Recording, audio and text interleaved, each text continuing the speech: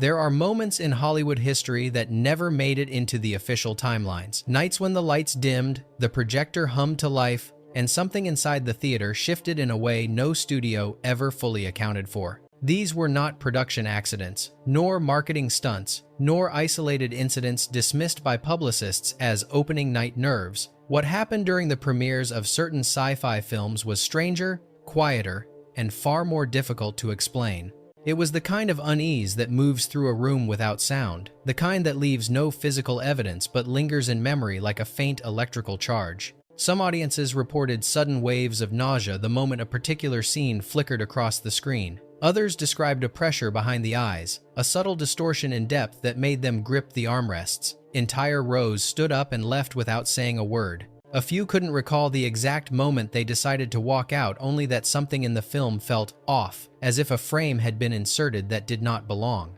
In several premieres, projectionists swore the recording behaved differently from the reels they had tested hours before. A brief flash, an unexplained fluctuation in brightness, a pulse in the audio that wasn't there during rehearsal. Yet no equipment ever malfunctioned, at least not in any way that left a trace. And then there were the testimonies, quiet, consistent, deeply unsettling, of viewers who claimed to remember entire sequences that never appeared in any later release. Studios edited sound mixes overnight. A few replaced entire reels without announcement. Press kits avoided mentioning the anomalies altogether. And the films themselves went on to become classics, their strange debuts buried beneath box office success and polished Blu-ray restorations. But the archives remember. Projection logs, incident notes, internal memos, fragments of the nights when fiction brushed uncomfortably close to something else.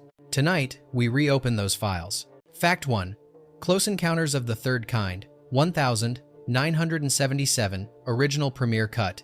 The first public showing of Close Encounters of the Third Kind is remembered by those who attended as something profoundly different from the film that later reached theaters. While the story itself hasn't changed, the early audience experienced a string of reactions that defy technical explanation. During the opening desert sequence, several viewers felt inexplicable chills sweep through the auditorium, despite the venue's heating system running at stable levels.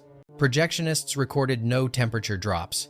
As the film progressed, the sense of unease grew. When the lights in Roy Neary's kitchen began their rapid flickering, several attendees reported flashes of peripheral movement shadows darting near the corners of the theater that vanished when directly observed. No reflective surfaces or light leaks were found.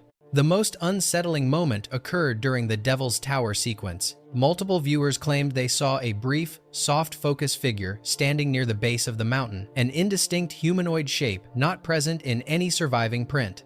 Some insisted the figure turned its head. Others described it as a preview of a scene that doesn't exist. A few audience members left abruptly, pale and shaken, complaining of a feeling of being pulled toward the screen. 3 days after the premiere, Columbia Pictures recut several sequences, adjusted the color timing, and remixed portions of the audio. Officially, these edits addressed pacing. Unofficially, internal memos reference viewer distress incidents that the studio declined to elaborate on. Those who attended the premiere still maintain that they saw a version of Close Encounters that no longer exists and perhaps was never meant to. Fact 2. The Matrix Reloaded, 2003, first digital premiere. The first official digital cinema premiere of The Matrix Reloaded was intended to showcase cutting-edge projection, but what actually occurred that night has since circulated quietly among projectionists and post-production staff. Viewers reported unexpected moments of visual slippage during the freeway chase, brief distortions where the image appeared to duplicate itself for a single frame before snapping back into place. The effect wasn't captured on the projector's monitoring feed, suggesting the anomaly existed only in audience perception. During Neo's confrontation with the architect, several attendees experienced a sense of déjà vu unrelated to the film's themes. They described knowing entire lines of dialogue before they were spoken, despite not having watched leaked scripts or promotional clips. Projection notes describe ambient flicker in the White Room sequences, even though no such flicker exists in the encoded digital source. Technicians later found nothing wrong with the equipment. Even stranger were the claims of an audio afterimage, a phenomenon where a line of dialogue seemed to echo half a second before the character spoke. A few viewers left the theater, shaken, reporting that the scene triggered a feeling of being observed from behind the screen. Warner Bros. issued a quiet re-encode of the digital file following the premiere, citing color stabilization improvements. However, insiders say the revisions specifically removed a set of ultra-high-frequency audio peaks that tested unpredictably in large rooms. To this day, the premiere version of Reloaded is not publicly archived. Those who witnessed it insist there was something else stitched into the experience, something sensed rather than seen. Fact 3. Interstellar 2014, early IMAX premiere print. Although Interstellar quickly became known for its massive IMAX footprint, very few people outside industry circles remember the odd reactions reported during its earliest pre-release IMAX premiere. Shown using a near-final print with experimental audio balancing, the screening produced a cluster of sensations that were never repeated. During the cornfield chase scene, viewers seated near the center of the theater described an unexpected pressure bloom in the chest, as though the sound mix momentarily surged below the threshold of conscious hearing. IMAX technicians later insisted the sub-bass programming was within normal tolerance. During the wormhole sequence, several attendees reported disorientation far exceeding the usual motion-based vertigo. Some said the reflected ceiling lights seemed to bend inward, as though the room itself were being pulled toward the screen. Projection staff, however, saw no irregularities in the booth. A few audience members even claimed they saw a faint face-like shape ripple across the wormhole surface, fleeting, ghosted, and absent from every verified print. The most troubling anomaly occurred during the Tesseract sequence. Multiple viewers experienced déjà vu so strong they said they remembered scenes seconds before they happened. One attendee insisted he had seen this version before, despite acknowledging it was his first viewing. When asked to describe the differences, he faltered, claiming the sequence felt unfinished, raw, louder. After the premiere, IMAX quietly replaced the print and rebalanced several low-frequency cues. No public explanation acknowledged the reports of temporal disorientation, nor the recurring claims that the early mix carried a resonant undertone, something not present in the theatrical cut. Fact 4. Tron 1982, limited early screening. Before Tron became a landmark in digital aesthetics, its limited early screening generated a series of anomalies that baffled both technicians and studio staff. The film's vivid neon lines, stark geometries, and early CGI sequences were unlike anything audiences had seen in 1982, and for some, the sheer unfamiliarity produced powerful sensory responses. Several viewers described a momentary inability to focus on the screen during the first light cycle sequence, claiming the motion felt too smooth, almost as if it bypassed the natural limits of perception. Projection staff recorded nothing abnormal, yet audience reactions suggested otherwise. A number of attendees experienced brief bouts of dizziness, while others mentioned a sudden metallic taste in their mouths during specific pulse-heavy sound cues. Most curious were the reports that certain shapes in the digital landscape appeared to shift subtly, edges rounding, colors flickering before stabilizing. The final release print demonstrates no such behavior. A few viewers even claimed that during a sequence inside the MCP core, they distinctly saw a humanoid shape flicker within the red glow, a presence completely absent from the finished film and not part of any known effects pass. Disney technicians later inspected the premiere print and found no frame anomalies, though internal memos reference spectral edge inconsistencies that were allegedly corrected before wide release. Those seated near the screen reported feeling watched, not by characters, but by something within the negative space of the digital world. Though the premiere's glitches were never repeated, attendees remained convinced that what they saw that night was a version of Tron not preserved in any archive. Fact 5. Event Horizon 1997, first public premiere.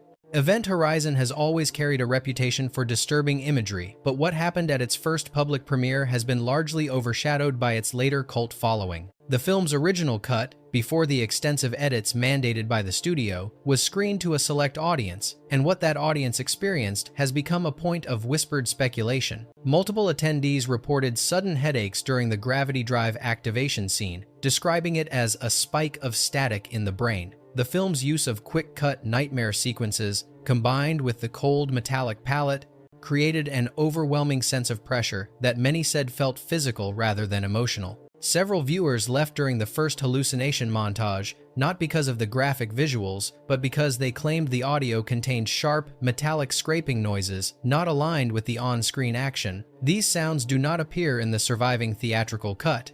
Projectionists noted the print behaved normally, yet screening staff reported that the theater seemed darker than usual, as though the light from the projector was being partially absorbed by something unseen. The most disturbing accounts involved a moment described by numerous attendees, a brief, almost subliminal image of a figure standing motionless at the far end of a corridor, visible only for a split second.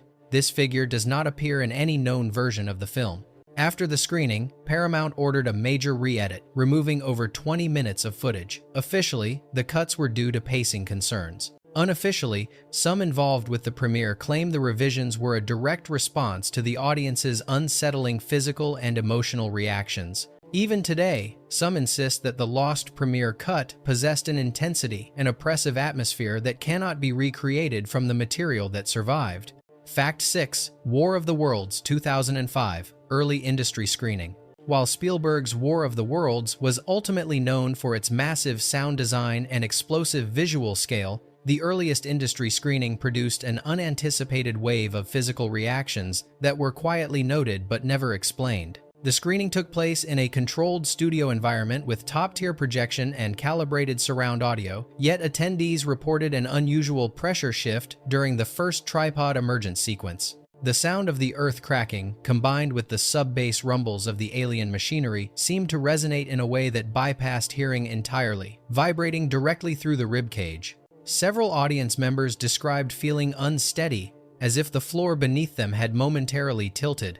A handful abruptly stood and exited, citing nausea or a sense of the room collapsing inward. Projection logs from the event mention a short-lived anomaly in the right rear speaker array, a fluttering distortion detectable only from the audience area but not present on the soundboard meters. The most puzzling reports came from viewers who insisted they saw a faint flicker, almost like a second exposure during a close-up of the first captured humans inside the tripod basket. The flicker is absent from all final versions of the film, and post-production staff claimed the shot had been stabilized well before the screening. After this incident, the studio quietly reduced certain low-frequency effects in the theatrical release, with no public acknowledgement. A small number of attendees also described a strange emotional spike during the evacuation sequence, a surge of panic disproportionate to the scene itself, followed by an abrupt sense of detachment, as if their focus had slipped for a full second. Despite numerous technical checks, nothing about the screening ever pointed to equipment failure. To this day, some viewers maintain that the early version of the film carried an audio signature, something deep, resonant, and unsettling, that was later removed without explanation. Fact 7. Solaris 2002, Steven Soderbergh. Though Soderbergh's Solaris is often remembered for its quiet, meditative style, its earliest screenings produced some of the most peculiar audience reactions of any sci-fi premiere of its era.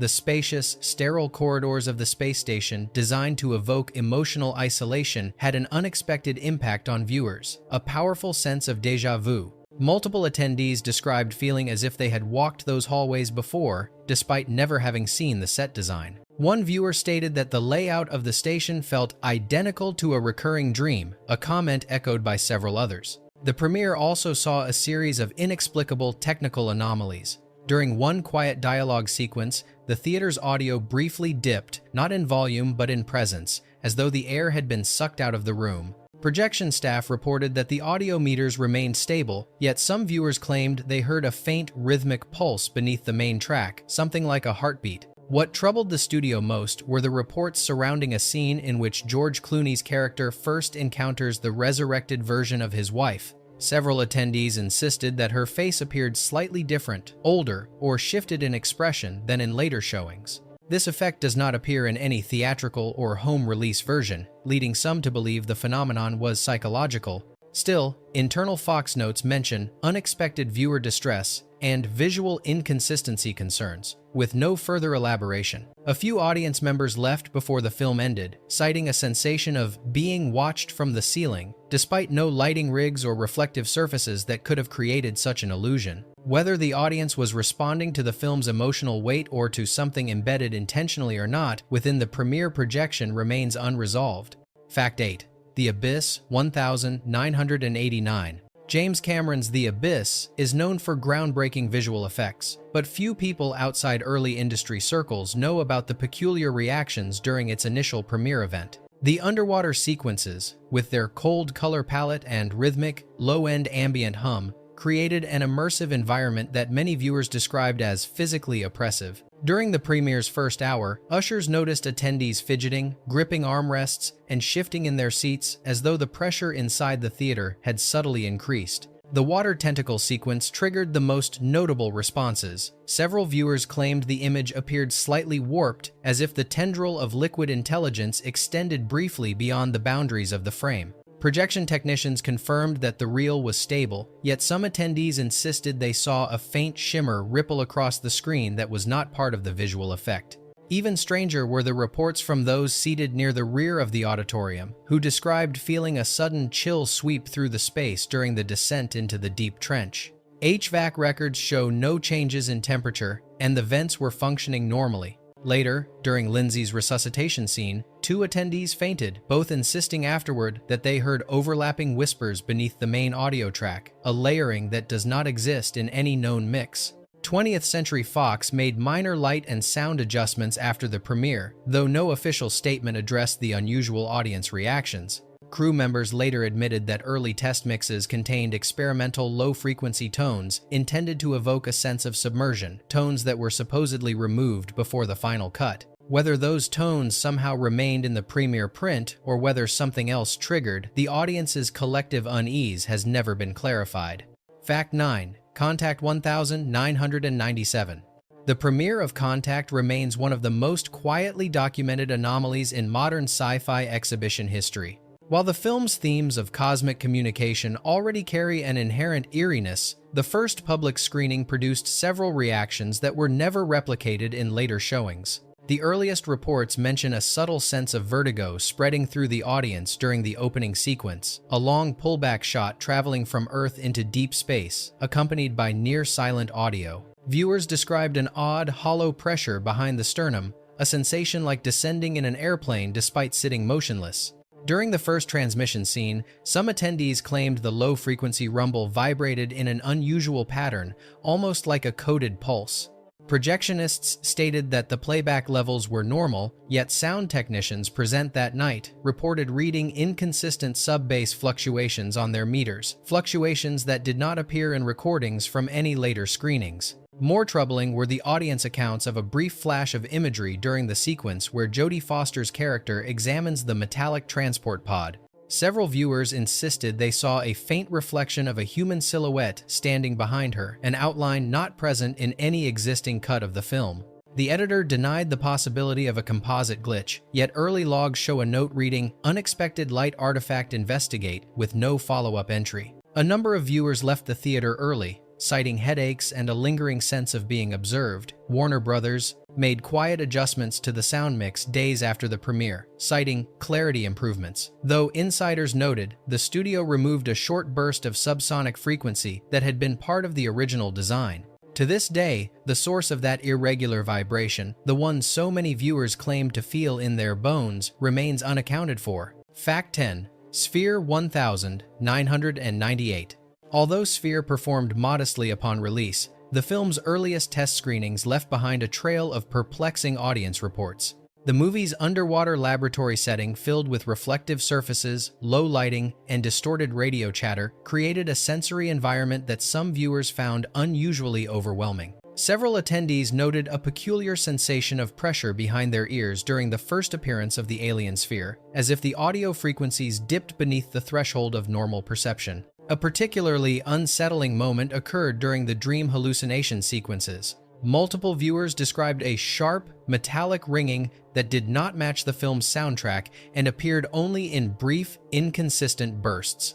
One theater documented a sudden drop in temperature coinciding with a scene in which the sphere begins to mimic human fear responses. While the HVAC system was checked immediately afterward, no malfunction was found. But the real anomaly came from conflicting recollections of a specific scene. Dozens of viewers claimed they saw a brief reflection of a human figure inside the sphere, one that appeared to be facing the audience. However, no such image exists in the theatrical cut, the test screening cut, or any known work print. Editors insisted that a placeholder image had never been used during post-production.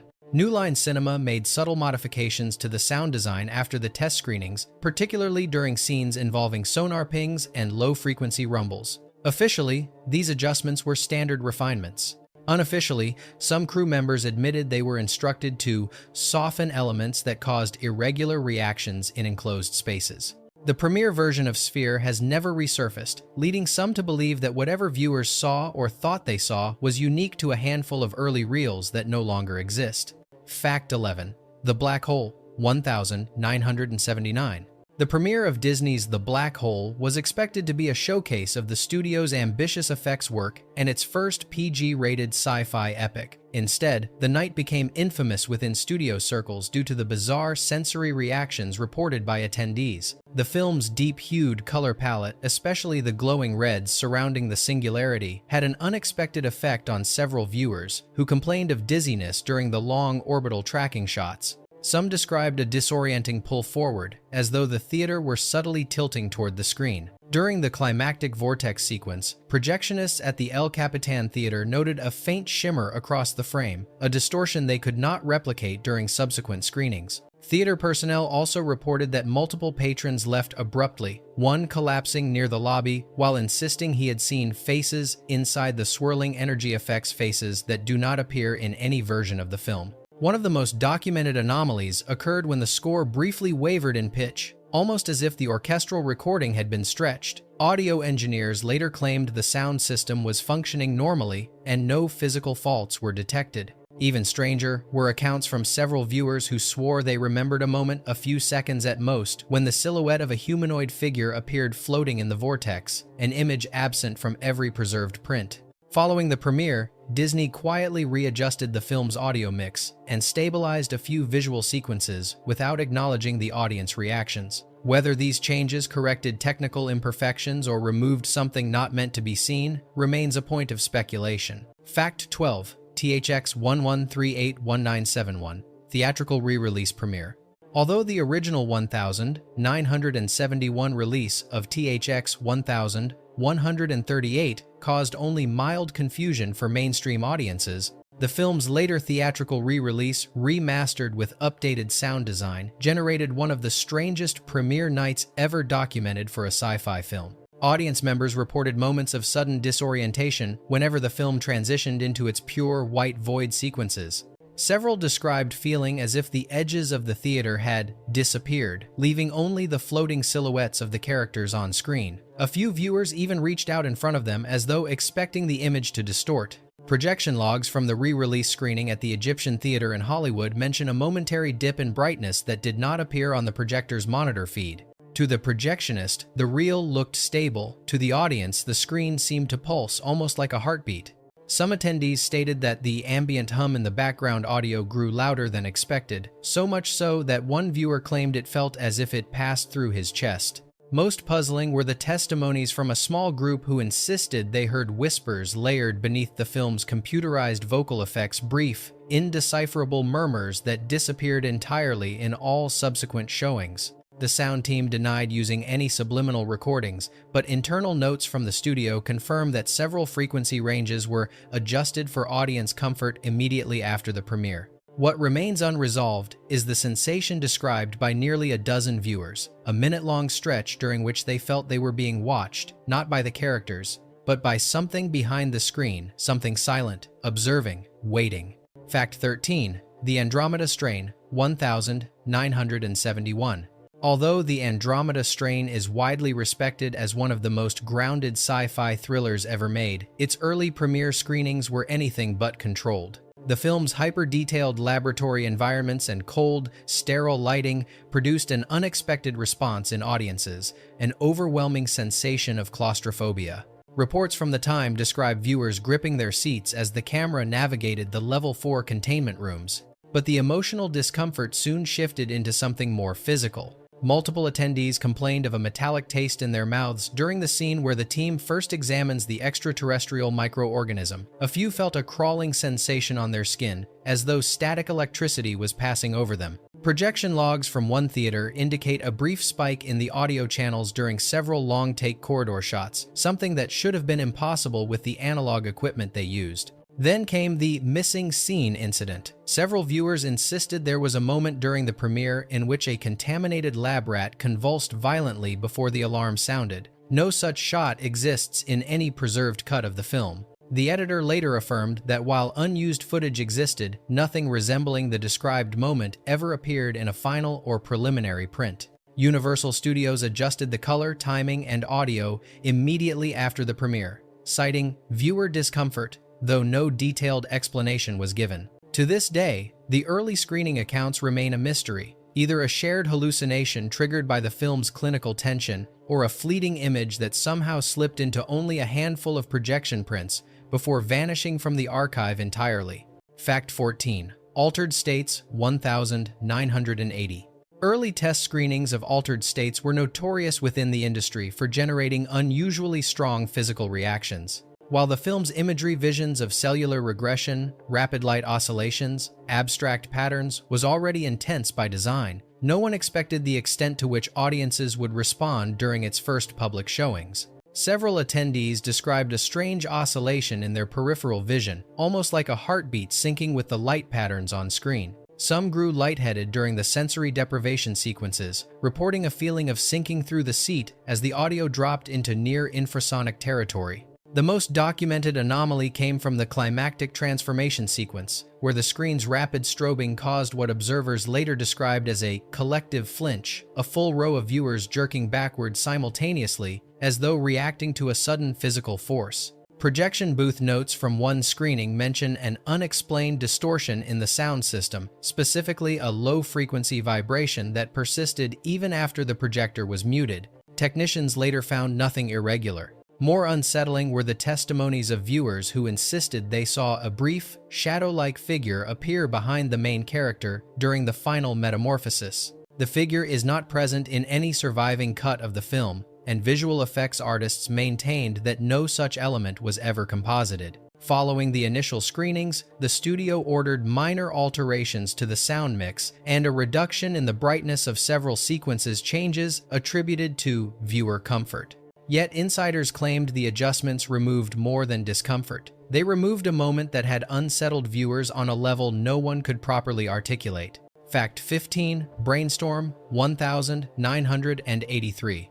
The premiere of Brainstorm has long lived in the margins of Hollywood folklore, not because of its narrative about a machine that records human experience, but because of the audience reactions that occurred when it first screened. Contemporary reports describe a sudden shift in the theater the moment the film transitioned from standard photography into its widescreen, high frame rate experience recordings. The shift was intended as a dramatic stylistic contrast, but what happened inside early screenings was not predicted by anyone involved. Multiple viewers reported a sensation like being pulled forward, an almost physical tug behind the eyes, followed by a ringing in the ears that did not match anything coming from the speakers.